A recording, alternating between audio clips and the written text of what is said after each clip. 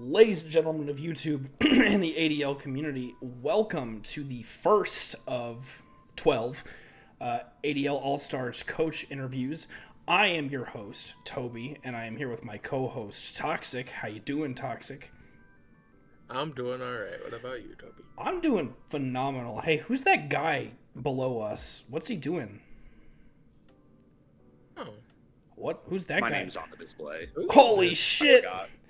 It's Raz, Oh my everybody. God, Raz. That's Hello, it's That- me, Raz. Like it says right here. Yeah. I'm Raz. It's RazzRazzBerry, everybody. So true. Add me on Pokemon Unite. Normally my co-host and favorite person I know and content partner, but he's playing in this All-Stars season, so it would be a little weird to have him co-host all of this stuff. So Toxic's here filling in. Thank you very much, Toxic. I really appreciate it. You're toxic. Love you, toxic. No problem. No problem. But he, bias aside, he decided to be the first person to do our coach interviews that we're going to do with all the All-Stars coaches. If you don't know what that is, I've been beating it to death at this point. The ADL All-Star Draft is all of the people in ADL who have either won a league or have made semis or finals at some point, and then were selected by those champions to compete. And at the end of the season, the person who wins will get the title of All-Star, as in Champion of Champions, as in the best to ever do it in ADL, as in the coolest guy imaginable, as in here's your crown, my king. You get the point. So Raz, you're in contention for that. Do you think that's something that you can do? No. Yo. He's lying. He's lying. I mean, He believes in himself. no. Here's the thing. I'm lucky and I'm gonna do my best, and that is a promise that you have from me. From now until the finish line, I will put my best effort forward. I've already made a rough draft paste for my first week. Included with that is a Google document detailing why spreads are the way they are, what my game plans are, and etc. I suspect that it will not be enough. I think that the truth is that as time has gone on, the people that I used to have really good matchups into, like Flame, have gotten better to the point where I'm not really beating them as much, or sometimes at all. And the people who I've always had a bad record on, I still have a bad record on. And so it's like, it's not that I think that I'm bad at the game, it's that the competition is very fierce. And I just think that you compare all of, like, the GOATs that are present in the All-Stars division, and it's like, the vibe that I could best compare it to is if the New York Knicks came and fought your, like, hometown basketball team, where it's like, they're not bad at the game, but it's just a different beast, you know? I get that. I can understand what you're saying. However, you have several league wins under your belt in your own right. And, well, you have 2, but aren't those wins on people who were in said division that you won? I don't think so.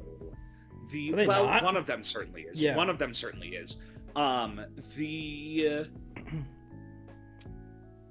The UDL win was against, I want to say my playoffs route was round 1, a guy I don't even remember, round 2, Ed, round 3, Rolo, and that was finals. It was a 3-week finals, or not finals, but like playoffs bracket. And then the Sandbox off-season one is certainly much more impressive. I know that I beat Dan in finals. I don't remember who I played in quarters or semis. I don't think it was anyone who's playing right now, but I could certainly be wrong. Let me see if I have the doc. Because Dan is not in the All-Stars division. I don't think Dan is playing. He's not. He's not. He's not. Oh my god, it would be so old. Sandbox. Hold on, sorry, gang. I'm doing research. Dynamax season 2 off season. But even with that, the two league wins, you just had a finals qualification in ADL. Like the previous season, you made finals, and didn't you make finals in GLDL? Or was it semis? Either way, times, yeah. And you made finals. You've made plenty of finals. You've made plenty of semis. You destroyed in the last 2 draft seasons you were playing on Scarvi. What were the last season? I haven't played the last. So the last one, the very last one, was the ADL season that you made finals in, and you beat everybody to a pulp until you fought Burst. Yeah. Which you I think beat. Burst beat you twice. Yeah. Yeah, Burst did beat you twice, but you still made it 2 finals, and I think you beat pretty much everybody else at least once. Yeah. Okay. So I don't know. Looking at. Okay, yeah, I think I beat. Oh, it was just semifinals and then finals. I think I beat Hippo and then Dan. Right, because you got a bye, didn't you? No, I think we just only did 2 rounds. And so it was only top 4. And so round 1 was me versus Hippo and Dan versus you. And then finals was me versus Dan, where I won. Oh, there you go.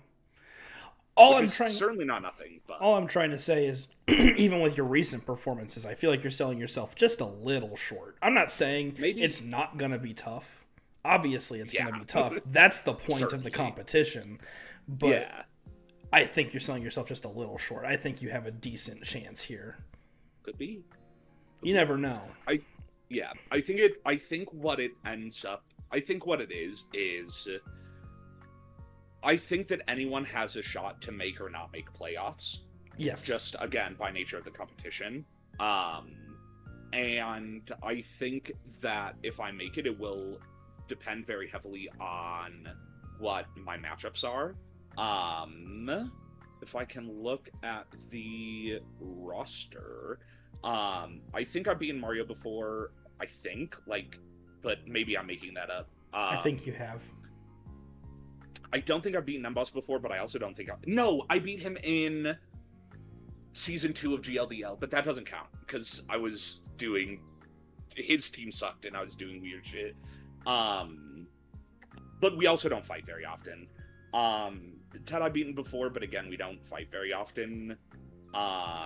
So like some of these people I've beaten, some of these people Hello?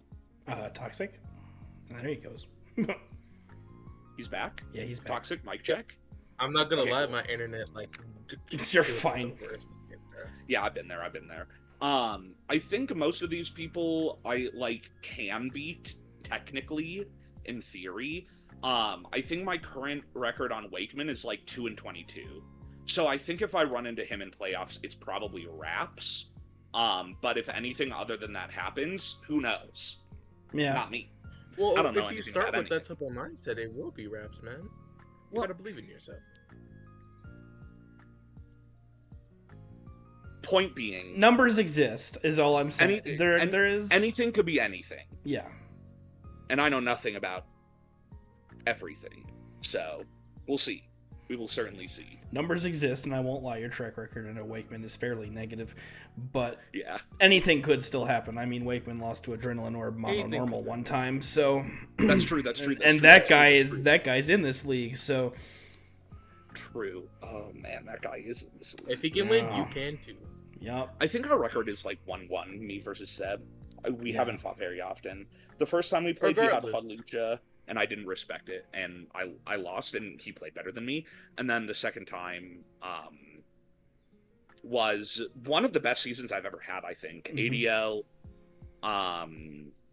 2 seasons ago, I think. No, it was 3. Because last season, I made finals. The season before that, I think, was my worst ADL season ever. And the season before that was the season where I had Wheeze and Gigas. Mm-hmm. And You were on a tear before you had to drop out. I was on a tear, and then I had to drop out, which was a bummer. But Yeah. yeah, so yeah, yeah. Okay. God, Well, I love these. Yep. Well, anyway, I think you're selling yourself just a little bit short, is my only point there, and that's not what we're going to ramble on about the entire time. true. We'll find out. But one thing I really do want to touch on is that out of however many players that have qualified in playoffs for ADL, however many people have had several good results, just not quite gotten a championship, they picked you to be a representative. So That's true. How does that feel? How does it feel to be here amongst the big dogs? I think that, well, first of all, it feels great. Yeah. I'm honored to be here. I know that there were a lot of really good options. I'm very happy about it. I'm happy to have my hat in the ring. I'm happy to duke it out. I think that, because I was talking to Ryan, and I was like, I don't know, I think that you're better than me. I think that Charles is better than me. Joshy also. And he was like, well, I don't really play an ADL very often. And I said, that's a good point, actually. And so I was thinking about it, and I think that out of the people who haven't won ADL, I think that my record generally is pretty good. Yeah.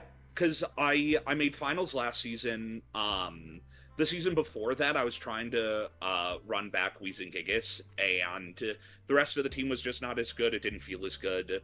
And I think I wasn't playing as well, but that's a different conversation. And then the season before that, I was like a pretty high seed, and I was on a tear, but I had to drop out because I had to sell my Switch. The whole other thing. You were in contention for a bye before you had to drop out. You were doing really well from memory. Yeah, and who knows what could have happened there. And then I think I generally, with the exception of my second Weezing Giga season, I think generally I've done very well in the league.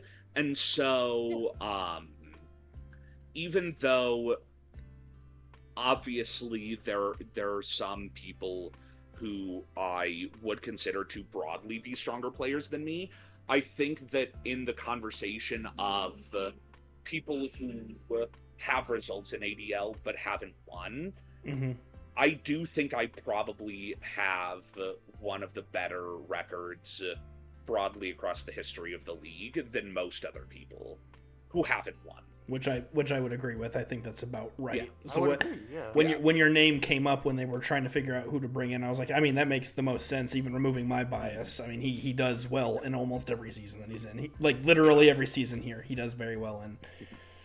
I love ADL. This league rules. I'm biased. It's a nice league. Yeah, I'm also it's all right. I wasn't a part of it though. Yeah, it's all right. Nothing to write home about. What was the original question again? I don't know. How do I feel about getting picked out of the non-winners? Right. I rambled for a while, but the point is, I feel good that I got picked, and despite how I often feel about myself and my play, I do feel like I deserved it. Yeah, and I would agree. I agree with you wholeheartedly. So let's talk a little bit about the draft itself. Toxic, you got anything you want to say about the draft itself? The draft. In terms of the draft, what was the first, when you looked at the draft board and you were like, oh, look at all these cool new Pokemon, these cool new mechas I could use. What was the first thing that stuck out to you as valuable, or something you'd want to draft, or just something cool you wanted to use, man? Yeah, so I have a box in my showdown of all the new megas that I wanted to use, and so and the list is pretty long, and so I was looking at them and I'm thinking I could build this around this, or use that with this, or what have you. And then I got the middle pick and I said, okay, throw everything in the garbage. I was like, I think with a middle pick amongst this pool of individuals, I was like, it's probably better for me to attempt to build something that's more like balance-esque. I think in the past I've been very used to drafting like dedicated modes. Weezing Screamtail, Iron Hands, Dondozo Tatsugiri, weather modes, etc. But in this format and with these people, it just didn't really seem viable as the middle pick, because I knew that something could happen to me, like, for example, hypothetically, just pulling Pokemon out of a hat. If I pick Mega Swampert, by the time it gets back to me, maybe someone else took Pelipper, and Politoed is also gone. It could happen. It could happen to anyone. It could literally happen to anybody.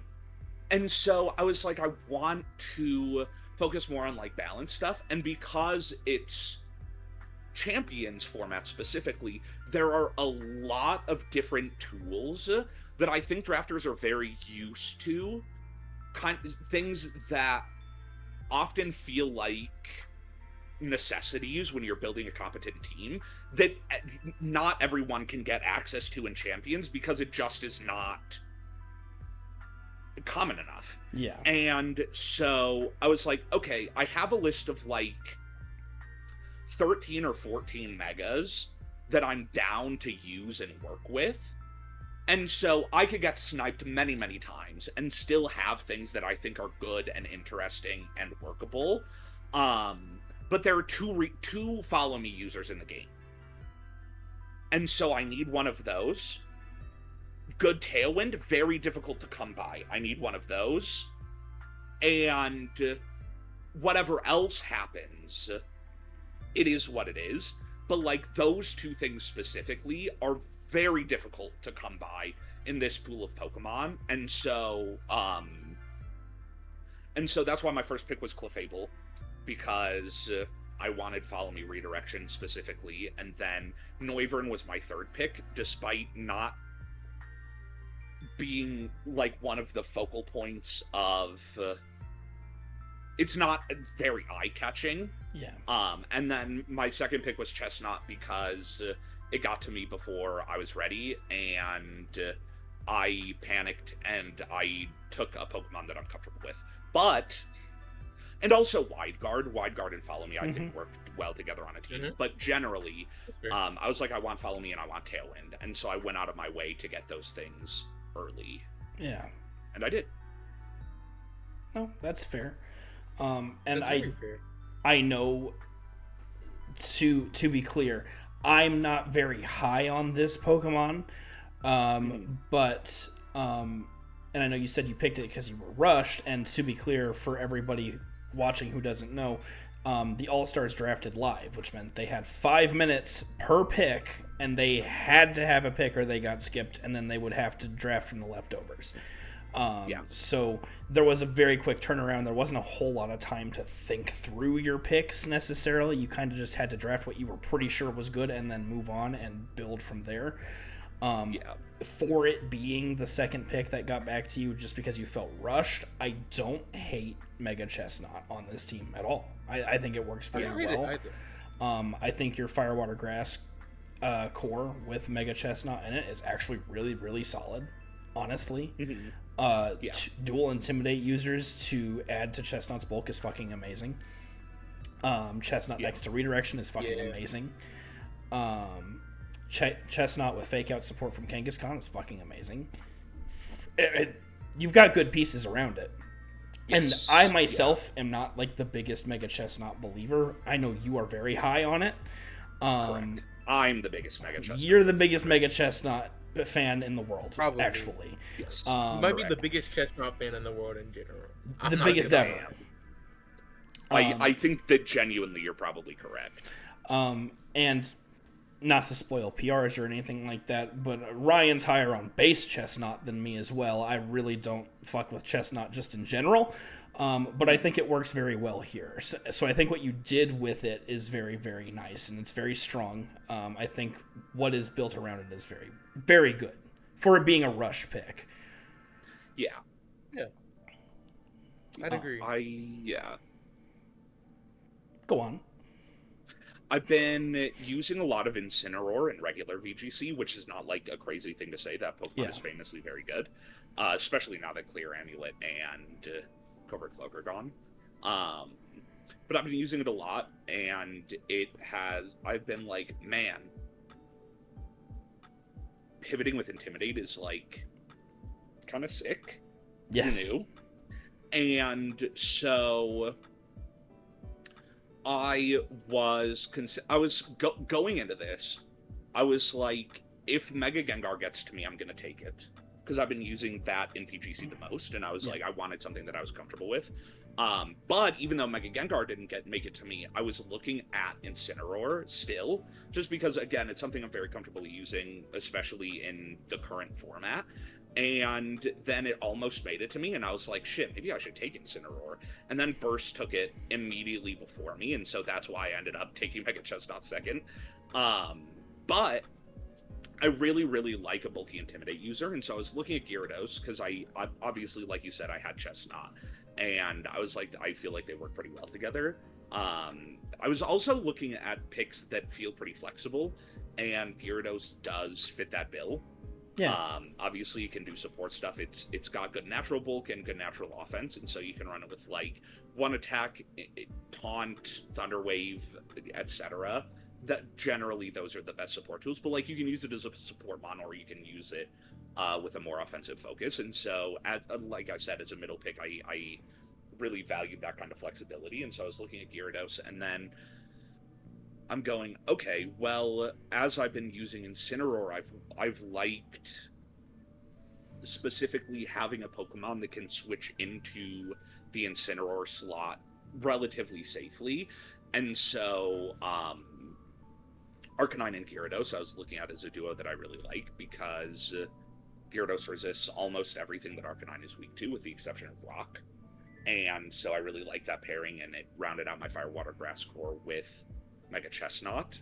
And so when I was looking at trades, because some people might not know this, my team was dog shit before it was very different. I was going to address it later too. It was, yeah, and we'll talk about it more in depth later. But when I was looking at things that I could trade and things that I needed to keep, I was like, Chestnut, Arcanine, Gyarados has to stay.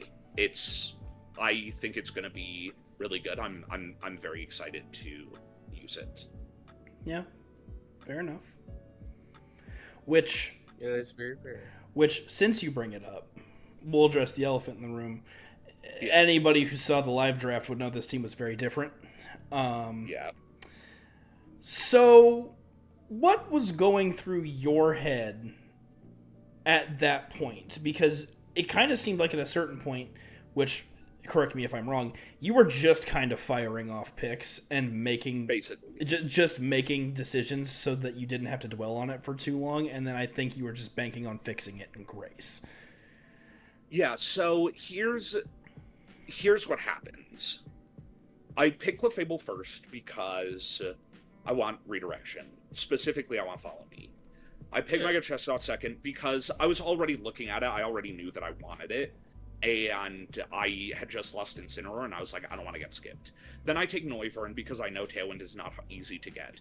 And then I say, okay, I've got Noivern fast, sets Tailwind. I want a slow Pokemon that can set Trick Room. I take Cofagrigus. And then I say, okay, I want Fake Out. I take Morpeko. I love Morpeko. Shout out Morpeko. Because a lot of good Fake Out users by this point had gone away, and I was like, I want to get one while I can. And then I'm going, okay, so this team sucks because it's 5 like bulky support oriented Pokemon that can do damage, but they're not like blowing anyone away. And so I go, okay, yeah. And I go, okay, and also my speed tiers suck. Like, yeah, I have Noivern. Noivern can set Tailwind. For who? Morpeko? Right. And so I'm going, okay, I need something fast and I need something strong. So and so I'm looking at the megas that I was looking at, initially this list that I mentioned before of like 12 or 14 guys, and I go and I'm looking again for things that are very flexible, and I say I'm taking Meowstic. Base form gives me either Intimidate Deterrent with female or Prankster support with male, and then and then I can Mega Evolve and it's fast and strong. And just like I'll take it, whatever. And then it gets back to me. I've taken a lot of not very expensive Pokemon. My most expensive pick is Clefable at 15, and then Mega Chestnut is 9, Noivern is 12, Clefagrius is 11, Morpeko is 7. I think Mega Meowstic was like 12. And so I go, I have 1 billion points. And base Meowstic can function very similarly to Sableye in the sense that it has dual screens, it has Rain Dance, and it has Tail Slap. And so I said, I'm taking Archaludon. It's still on the board, it's super expensive, I have more points to play with than I can count, and so whatever, I'll grab it, it'll be fine. And then I do the rest of the draft, and I'm like, I don't have a Mega. Because the appeal of both of the Mega Evolutions that I have is that I can bring them without Mega Evolving them, and then they can bring value if I do. But the problem is that both of these Megas are ass. And so it's like, my Megas are bad. And also, because of the comp that I've drafted around it, Meowstic has to Mega Evolve. Yeah. Because it's my only other speed tier. Arcanine is like 90, Excadrill is like 80, Gyarados is in the 80s range, Morpeko is like 90-something. My only real Pokemon with any semblance of speed is Noivern, who's supposed to be setting Tailwind for something else that's fast, but I don't have any of those. Right. And so Meowstic has to Mega Evolve, because otherwise my fastest Pokemon is Morpeko. Bad. That's bad. If you're doing a draft and you're fast, I keep looking at my microphone like that's my camera. Very funny. If you're ever doing a draft and your fastest Pokemon is Morpeko, it's a bad draft, and I hate to say it, but like it's true. And so I'm going, okay, so I have no Mega. My speed tiers suck. It looks like a bulky offense team, but like not the good kind, because I don't have any good Pokemon. Bulky offense is supposed to be you take a hit for 40%, and then you OHKO your opponent's Pokemon. None of my Pokemon are doing that, with the exception of, like, Body Press Mega Chestnut after an Iron Defense, maybe. But I was like, this shit is ass. And so I'm talking to Ryan, and I'm like, I could trade half this team away. Yeah. All of these mons are ass. And so he says, okay, I say I have 6 trades, 2 free ones from Grace, and then season. 4 of my regular season's trades. I can use as many of these as I want, and I think I might use all of them. And he said, well, let's not get ahead of ourselves. Shout out Ryan, by the way. He said, let's see what we can make happen with 2 trades. And so he says, first of all, I say, great. First trade, I have no Mega. I need a Mega Evolution that doesn't suck, because both of my Mega Evolutions suck. And he says, true. And so we're drafting a team that trades a Mega Meowstic to Mega Frostlass, which was not taken. Crazy. And it feels so close to being so good, but you get to the end and it just totally ran out of steam.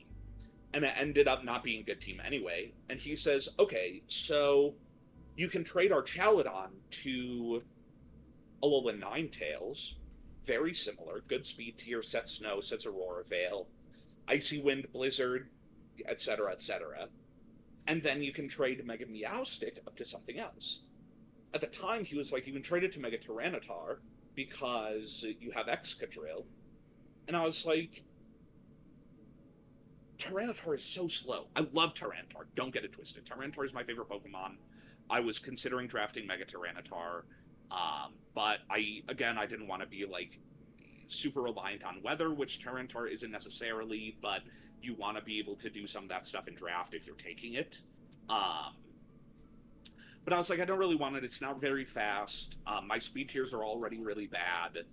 And I have a couple of quad weaknesses on my team. I don't really want an extra one. And so he says, okay, well, what if you trade Arch for Alola Ninetales and then you trade Meowstic for Mega Kangaskhan? Much better Mega. Base 100 speed, which is nothing to write home about, but it's good. It's much better. Yeah. And I'm like running a sort of like bulky offense type team, and that is kind of Kangaskhan's specialty. It's like what, 105 HP and then 100 or more in both defenses. Yes. And then also speed tier good enough, and the attack stat is good, and it's flexible, which I was also looking for. And I said, you know what? I think these two trades make this team like way better than it was. Like, instead of being distinctly the worst team in the division and maybe the worst team I've ever drafted, it's like a middle of the road, fine, perfectly usable team, which before the trades it was not. It was very bad. And then it sucks quite a bit. It sucked really bad. It was horrible. And then he was like, if you want later, like if you're playing the team in the season and it is feeling like it can't quite get there, then you can trade more Pico down to Malamar for a Trick Room setter, and then you can trade Cofagrigus up to Hippowdon, which A, takes advantage of Trick Room, and B, sets sand for Excadrill. And I said, okay, yeah. I was like, I'm willing to make those trades later on if need be. And then I definitely Malamar, I think both of them got picked up in Grace. So I think I'm probably locked into this for the rest of the season. And considering what it looked like when the draft was done, much better. Fine by much, me. much better. Yeah, I will say. Considerably better. I didn't know what the first one looked like at first. I just heard it was really bad. It was. Yeah. And it's still not like incredible, but truly, I did not think I would be able to accomplish very much with only 2 trades. I did think I was going to have to use 5 or 6. But these 2 are very convincing for me. I can set Veil, which is very nice for a bulky team like this, and I have 2 more speed tiers at or over 100, because Alola Ninetales is 109, I think. Yeah. So, yeah, those trades did a lot of heavy lifting for the quality of this team. So. Oh, yeah. Phew. I agree. Chestnut's going to go crazy for trust. I'm glad you were able to bring your team back and put it in a state where you could be satisfied with it and in a state where you could actually perform with it. But that being said, even after you draft your team, obviously everybody who drafts wants to win the league. That's like an unsaid rule, right? You'd hope. But do you have any goals like beyond just winning the league? Like inside the league, like what do you want to accomplish within the league? Outside of winning it, like, is there like, do you want to improve on something specific? Did you just want to use a specific type of comp? I don't know. What's your goal? There are 2 things that I want to focus on. One of them is very specific. One of them is very abstract. I'll start with the specific. I think that in recent memory, I have, with a couple of notable exceptions here and there, I feel like for the most part, my sets and team building have gotten very standard, and my leads and sets alike have become very predictable.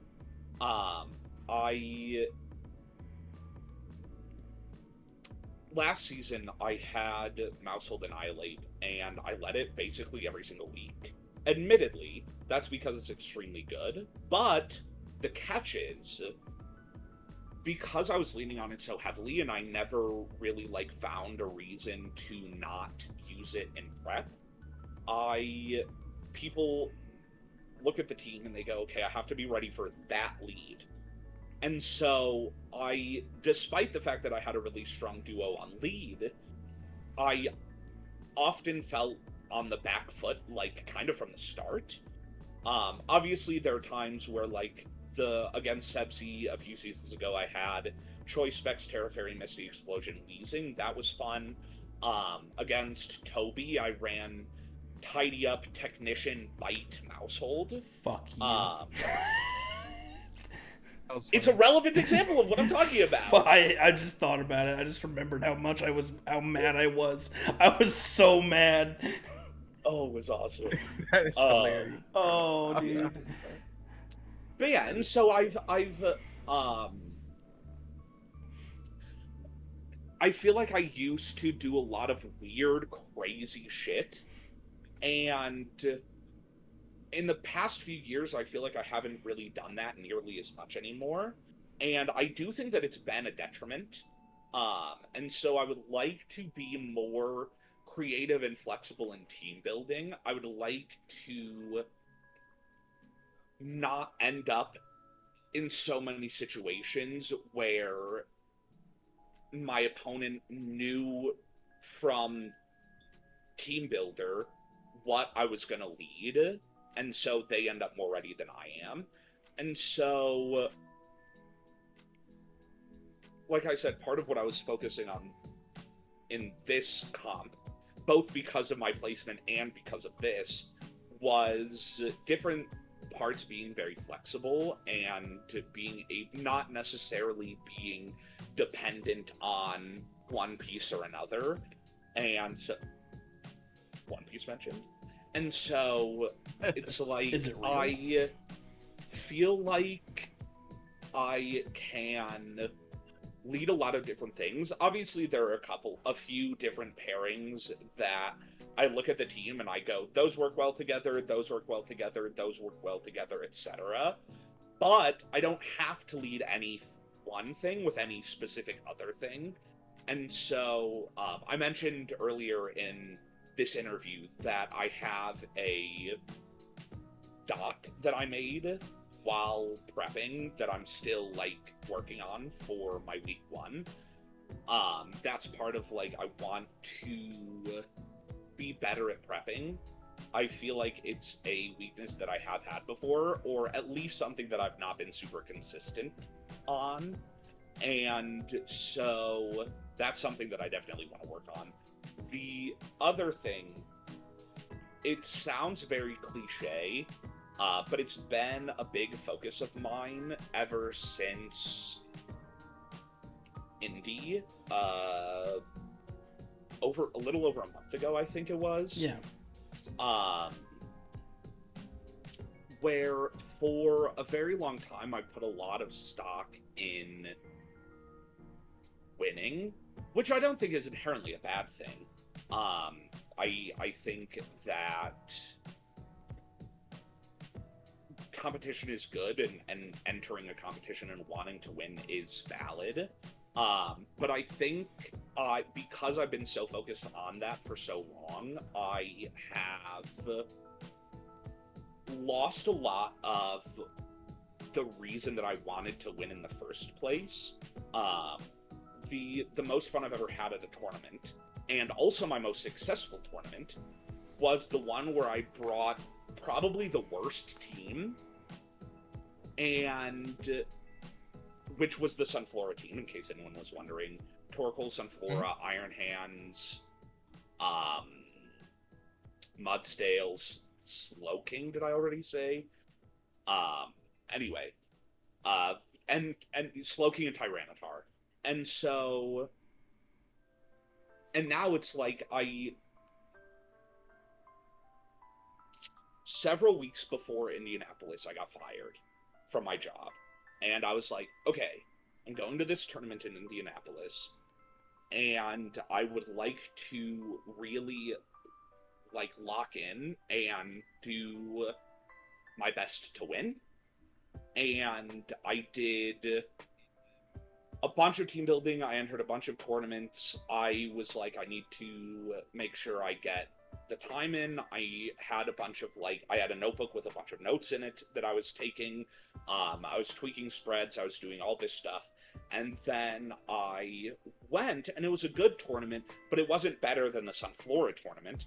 And I was like, okay,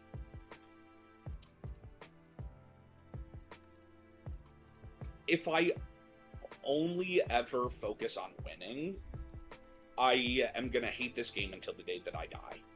Because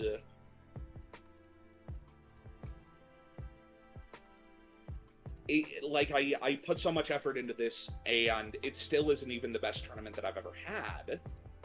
And so what I would like to do, and it's something specifically that I would like to work on this season, is to just make sure that I'm having fun. Obviously, I want to win, and I will be trying my best, but there's a reason that I took Mega Chestnut, despite it being Mega Chestnut. And it's not because I think it was one of the best megas on the board, and it's not because it's a budget pick. It's because I want to use it, and so I'm going to. And That's true. It's not a coincidence that I have Mega Chestnut and I have more Pico on this team. It's not the best team that I've ever made, but there are a lot of different things on it that I am excited to use. And because the competition is so fierce, there's a very real chance that I go in, I do my best, I sweat my ass off, and I go 2-6, for example. Yeah. Just because the other players in here are so good. And sometimes you prep well and you play well and you still lose, because if two good players are facing each other, someone still has to lose. Yeah. And so it just happens sometimes. And so I'm like, if I end up in a world where that happens, I would like to at least have been having a good time. Yeah. And if I win, even better. No, I'm with you. Yeah. That was the best way to put it. I commend you for that quite a bit, honestly. Thank you. And I feel like next Stupid Funny we'll probably talk about that even more. But probably I think that's the correct mind. Great podcast. But I think that's the mentality to have, is because I kind of agree with you. I didn't feel it the same way that you did at Indy, because I had already kind of been trying to accept that beforehand. But I like what you say makes sense to me, because if you're so focused on winning every single game, every single time, you kind of lose the point of what you're doing, which is playing a video game that makes you happy. And I feel like you stop being happy when the only thing that you focus on in your hobby, quite frankly, a hobby that takes up most of your fucking free time, becomes, if you don't win, you're not having a good time. Mm-hmm. And I think that's super unhealthy to have for, a mindset. And I commend you for realizing that. And I commend you for not only realizing that, but also realizing that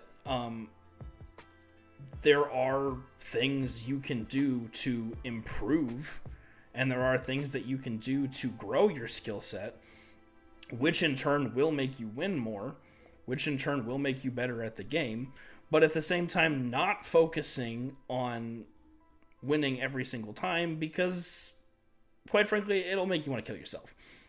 Yes. Yeah, it certainly will. Yeah. I don't know. Yeah. I liked your answer. I was engrossed in your response. Is where I'm. So was I. Thank you. So was I. Honestly. Yeah.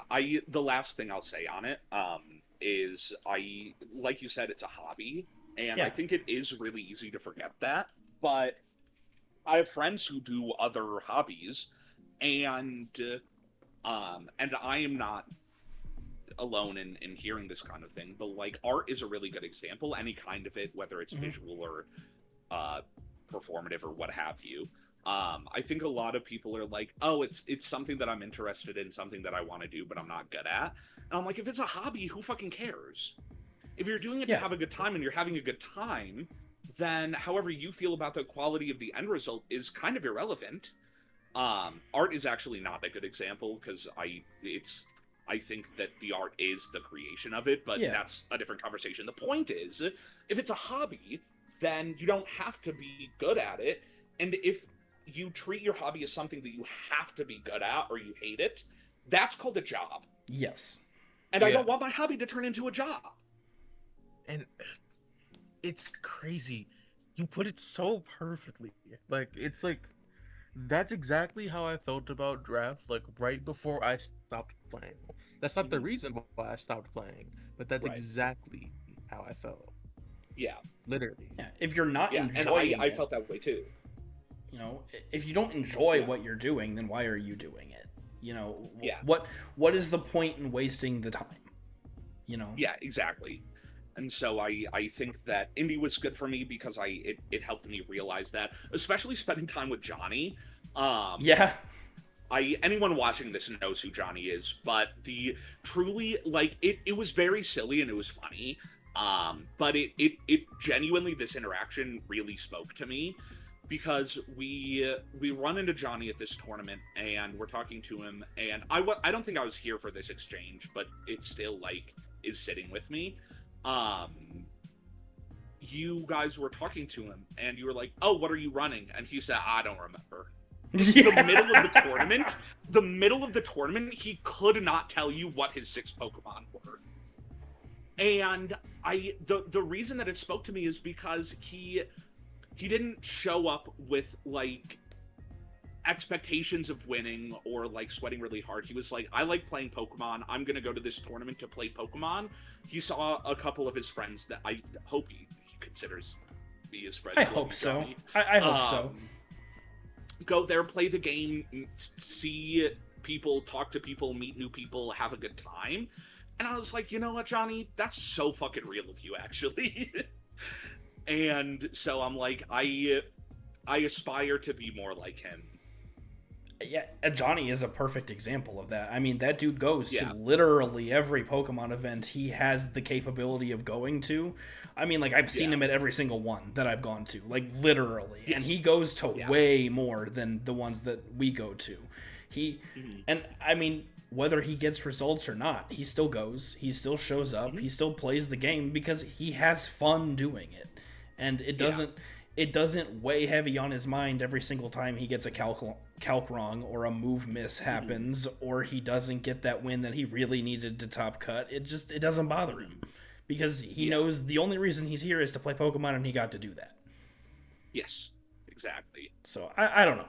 I think that's a healthy mindset to have, and I think it's something that at least to a certain extent everybody needs to work on in any field, not just Pokemon, but like it can be very easy to take something especially even a hobby, way too seriously and forget that, like, you're doing it because you enjoy it and that you love it and that it's a hobby and that the whole point in doing it is that it makes life worth living.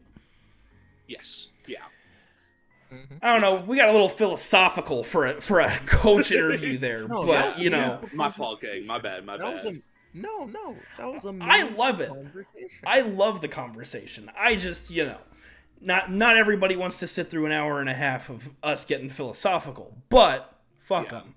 So exactly. I'm they'll saying they're the ones who sat. They'll be like, if they're listening to it right now, they sat through it. Like, and if you're still listening, thank you. Yeah.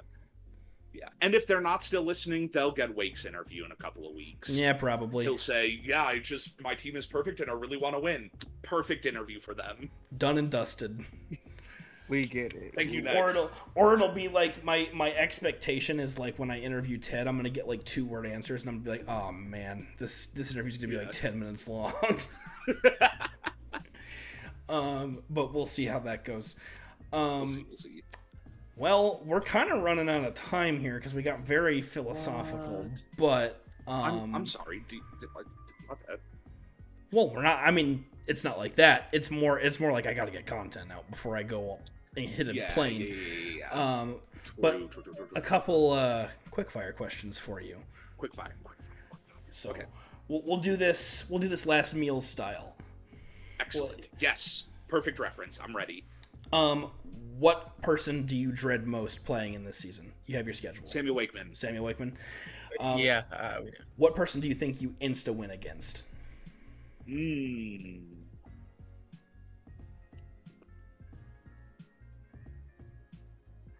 I say none?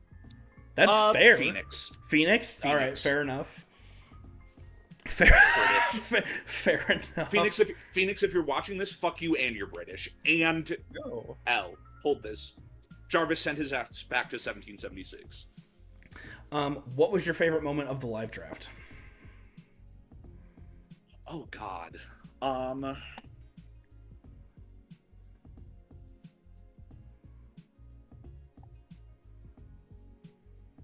The truth is, and I hate to say it, the truth is that I was buried so far in my notebook, I think I actually don't remember very much of it. What was funny was I'd be reading my notebook. I can't be asked to hit the mute button. I'd be reading my notebook, and I'd be like, "Oh, my team fucking sucks." And Wake would be like, "Yeah, that's true." And anything I said, he'd be like, "Yeah." That was pretty good. I liked that. And Toxic, final quickfire question. Give him something. I'm trying to think. What Pokemon are you the most excited to use this Mega season? Chestnut. Mega Chestnut. Fact. Here's a fun fact. Base Chestnut has a speed stat of 60 base speed, I think, or 60 something. Yes. Which is not great, but it is usable under Tailwind. And when it Mega Evolves, it loses, I want to say, 20 points in speed, going down to like 40 something, which underspeeds things like King Gambit, which people often use under Trick Room. There were a lot of base 50s in Scarlet Violet, so maybe I'm too base 50 pilled. But I think it can function in or out of Trick Room, and I think that that's really exciting. And also Iron Defense Body Press, and also Bulk Up Drain Punch, and also Leech Seed, and also Wide Guard, and also Spiky Shield. I love you, Chestnut. Shout out Chestnut. That's my shout out guy. Chestnut. Truthfully. Shout out Chestnut. Honestly. And final question, Raz. What would you have to say to anybody watching at home that would like to ask your advice about Pokemon? What would be the one piece of advice you would give them now, in your state of mind and your experience level, your position? The honest to God truth is that many people have said this, Pokemon is a hard game. It's I've said this before. It's very easy to be like, it's a game made for children, it shouldn't be that hard, whatever. It is that hard. It's like chess, except everybody has 6 different pieces from everyone else, and each of those pieces has 4 different abilities than everyone else, and also different natures, different spreads. There's so much variability. There you have, I want to say, 4, 5, 6, 7, 8, 9, 10 different moves you can make on every given turn, except it's actually way more than that. And because I don't know the fucking math of it, Burst, figure this out and write it in the comments how many different options you have every turn. There's a lot of options. It's a lot of options that you can do, a lot of different things that your opponent can do. It's so complicated. There's so much going on. If you're playing the game, the overwhelming odds are that you are not going to win. And like, that's just because think of all of those different options on all of those different turns against every single one of these 11 different opposing coaches that I have to go against. And how many people can you match up into online? It's hard as fuck. It's so tough. And the advice that I would give is, while you are if you're attempting to get better, while you are attempting to get better, make sure you have fun. Because if you don't enjoy the process, you are not going to give the process enough time, and it's going to be a chore, and you're not going to get good. And so if you want to having fun is a necessary step to becoming better at the game. And so don't let yourself get too sweaty. If you're like, oh, I think Mega Electros looks cool, run it. Who fucking cares? you're probably going to lose no matter what. And so, like, you have to accept the possibility, and simultaneously you have to not care about it. If you win, great for you. If you lose, who cares? That's how I should have said it. Toby, cut all the rest of the shit that I said. Put this in. If I had to give a piece of advice to someone watching from home who was playing the game, my piece of advice would be, if you win, good for you. If you lose, who fucking cares? Enjoy the process. That's all that matters. RazzRazzBerry, everybody. How wise. That's me. What a guy. Well, that's, I think, what we have time for tonight. Unfortunately, I'm on a bit of a timeline, or I would love to keep going. I'm having a good conversation here. I'm a certified yapper, D1. Dude, and I've said nothing less about you. I've never said D2. I've never said D2 yapper. I've always said D1 yapper. Hell yeah. That's my pookie. Well, any closing remarks, boys? Nope. No? My closing remark is good luck and have fun to all of my opponents. All right. That's RazzRazzBerry, everybody. He is one of your ADL All-Star contenders. Look forward to seeing matches from him, either being commentated by me, recorded by him, whatever it's going to be. If nothing else, a good show. I have another it'll closing be statement. entertaining. What's up? Second closing statement, subscribe to my YouTube channel. It's in the description. Or, Toby, I don't know if you know how to use the, Link the channel on the screen? Not to link the channel on the screen. It's happening in the Wolfie Draft League. It's happened in a couple of other places where it's like, you go to the channel of the video, and it's like this person and this other person. I don't fucking know how to do that. I don't know if you know. I have no clue. Sub to my channel. I'll have all the videos will be up. It's down below this video. You can find it. I believe in you. Sub to my channel. For the content. I have a bunch of other draft videos that you can watch, and you should go watch them and like them, like the video. Absolutely. But after you finish this and like this video, True. and sub to the ADL channel and True. Toby's channel. True. Sub to all the channels and like the videos. All right. Well, that's my final closing statement. Well, thank you very much, Raz. I look forward to watching you work this season. I'm sure it'll be a good show. I sure hope so. It always is. All right.